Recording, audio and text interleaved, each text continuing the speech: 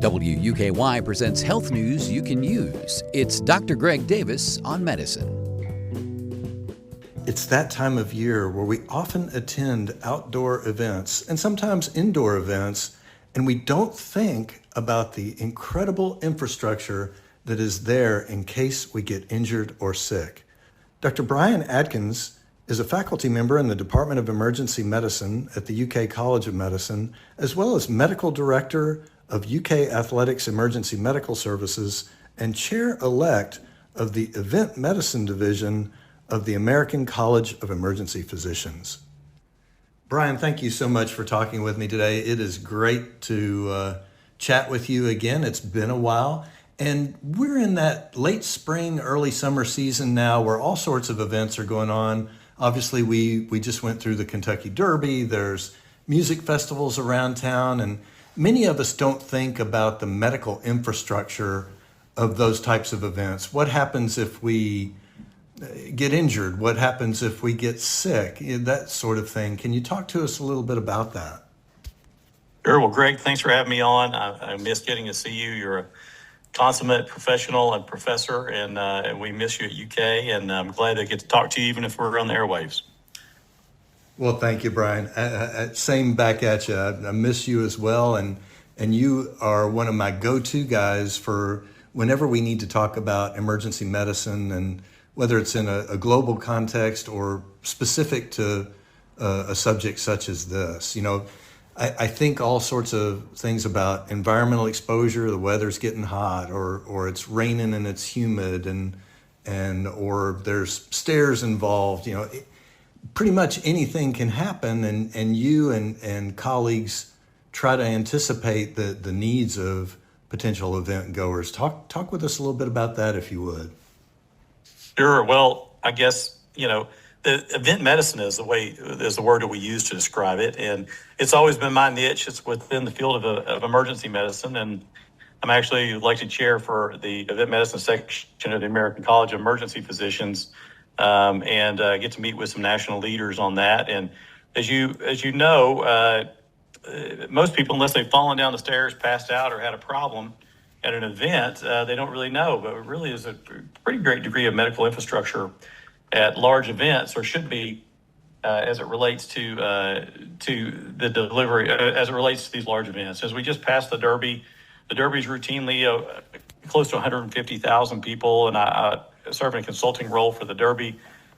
We have in Lexington, we have the Railbird Music Festival coming up, which will probably be about 40,000. This past Sunday, I was at the Indy 500, which boasts around 350,000 people up there checking out their operation, because we collaborate between the Derby and Indy 500 is the two largest sporting events in the United States by population attendance. I think with these large events, I can run through the numbers of how we kind of cover and staff a lot of these things, but I think really what people always ask me is I bet the drunks are what get you. And certainly alcohol consumption or toxicology is a great contributor to medical encounters at these events. But what I always tell people is that the undisputed heavyweight champion of the world is heat. Heat is the number one precipitant of increasing medical encounters at events. Alcohol is the one that people want to ask about, and certainly it is. I would say it's a first-team All-American, but it is the greatest of all time is definitely heat.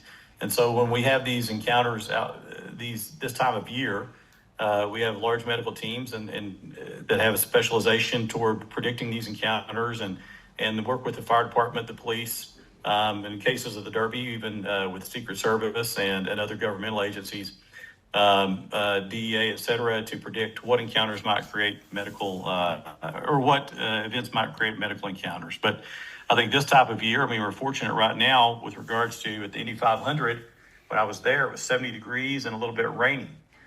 And so I can tell you that the amount of medical encounters will be profoundly less than if it were 90 degrees. And usually whenever we're trying to plan and prepare for the Kentucky Derby or a Kentucky football game, the main thing that we're hoping for is lower temperatures. Oh gosh, yeah. I'm thinking of some past music events in Lexington from a few years ago where there was a combination of heat and a relative lack of access to water.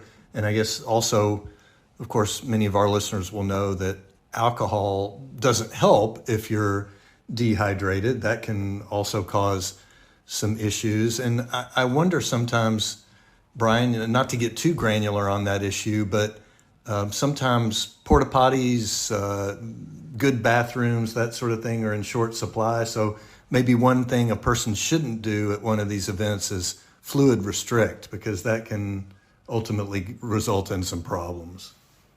Oh, yeah, that's not granular at all. We're talking a big view on that. I think that when people go to large events, and who are impacted the most, and in general, people in extremes of age, the youngest and certainly the oldest, people with medical conditions, cardiovascular disease, diabetes, anything that would make your body more prone to suffering from stress from heat, increased demand of water, increased demand from exertion. Those are the people who are most vulnerable. But like you said, it's just like we take care of elderly patients who will restrict fluids to keep from having to go to the bathroom at night. People do this at these festivals, and so alcohol not only has a diuretic nature by consumption, which dehydrates you. It also comes with the effect that people are less sensitive to heat and other environmental factors that may create them to feel ill. In other words, they're 10 feet tall and bulletproof, Greg. And so I think that alcohol contributes in that. And then, like you said, people go to these large events. Sometimes soft drinks or water are $8 to $12 a piece.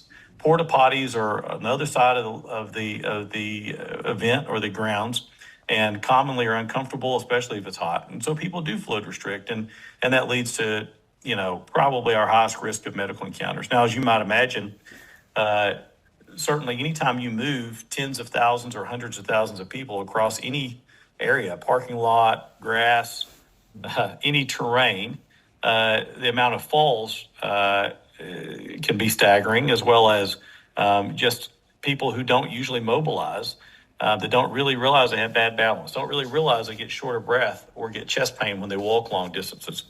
All of those things occur. But as far as what the average person can try to do is kind of say, hey, I'm going to go to this event. What's the weather going to be like? What am I going to do to protect myself? How am I going to hydrate myself? How am I going to limit my alcohol consumption? What am I going to do? How am I going to be thoughtful about washing my hands and the food I consume here?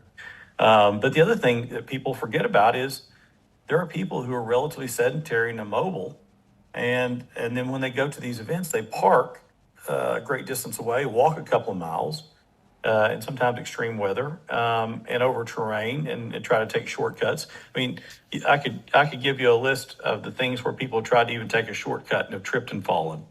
And so I think that most people just need to be well prepared this time of year for anything, including just hanging out in their yard and mowing their yard. But certainly, if they're going to be an hour and a half from home, walking a 3-mile round trip ambulatory commute to try to get into a venue, out in the heat, poor restriction of water and alcohol flowing, they need to be thoughtful of how they're going to get somewhere and how they're going to get back safely.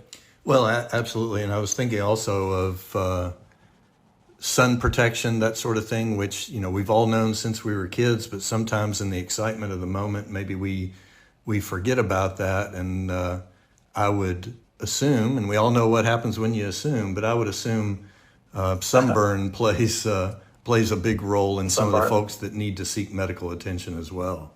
You hit the nail on the head, and people don't even think about it, especially when they've been drinking. They don't even notice. They're just burnt to a crisp, and certainly that precipitates dehydration. It precipitates other aspects of someone passing out, or syncope, as we call it. And really, if you said, as a guy, I've been medical director for PGA Tour events and NASCAR, Indy races, or Breeders' Cup coming up. Of course, that's at the end of the fall here in Lexington, and then Kentucky football and basketball games. The number of people who dropped by because they didn't think about sunscreen, people who didn't think about earplugs, people who wear heels or uncomfortable shoes and need Band-Aids. These people are just coming in and out of there pretty regularly. But I think one of the things that would, if somebody spent a day with me, that would be such a dramatic difference to them would be the differences between the number of medical encounters at a football game and a basketball game, not because of any, primarily just because of the environmental impact of being outdoors, as it relates to people's behaviors, as it relates to their heat exposure. But you're right. Lathering up with sunscreen, trying to remember to bring earplugs. Now, a lot of the great care centers I work with and the things we do at UK, we try to have things like that, matters of convenience for people available, over-the-counter medications, earplugs, Band-Aids, often sunscreen to try to help with that. And so the good news is there are people there at these events that are looking out for you, but you never want to be a person who realizes that someone's looking out for you after they've already passed out, fallen down, chipped a tooth, got their clothes dirty, and then have to leave the event that they paid good money to attend. Absolutely. Well, Brian, before we part, is there anything else you would want our listeners to know about event medicine and things to be aware of? Well, I think, as my old friend and good colleague, Dr. Ryan Stanton, who's now the president of the American College of Emergency Physicians, I guess president-elect, and who's the medical director of NASCAR Fire and Safety Team nationally, he would always joke when we covered the NASCAR races, and often, 80 to 100,000 people in the middle of an infield, he would always say, keep your head on a swivel. In an East Tennessee voice, he would say, keep your head on a swivel. And I think that in general, what I would say for event medical care is be thoughtful ahead of time with regards to the distance you're going to have to travel, the heat, the rain, be thoughtful of your alcohol consumption, know where your porta potties are. When you get to a place, especially if you're with somebody who's medically fragile, be aware of the parking, be aware of where the first aid tent is, be aware and speak with someone how you would radio for help if you needed it, because there are people there to help you. And to be honest with you, some of the most happiest first responders you'll ever meet are people who are actually at an event, enjoying a great ball game, a great concert, a great horse race, and really partaking in a community event and then having the opportunity to help somebody out. And so I think you'll find that those people are in a pretty good mood to help you, but you just don't want to be helped. So stay hydrated, protect yourself, and really, I think, plan ahead, especially if you're traveling with somebody who's fragile. And not a lot of us recognize that we're fragile until we're out in the elements a little bit. So you might have to remind them that you might have to think for them, because they themselves, regardless of their age and medical conditions, are used to going where they want to and being where they want to. So maybe that's what we can all do, is be thoughtful of the people around us who are trying to enjoy an event, but maybe aren't well equipped to do so. My thanks today to Dr. Brian Adkins, faculty member in the UK Department of Emergency Medicine, as well as chair-elect of the Event Medicine section for the American College of Emergency Physicians, for talking with us about the medical infrastructure in place for events. For more information, visit our website at wuky.org. With health news you can use, I'm Dr. Greg Davis on medicine. Dr. Greg Davis is a forensic pathologist and professor emeritus at the University of Kentucky who volunteers his time covering important medical news for our community. This program is available as a podcast at wuky.org.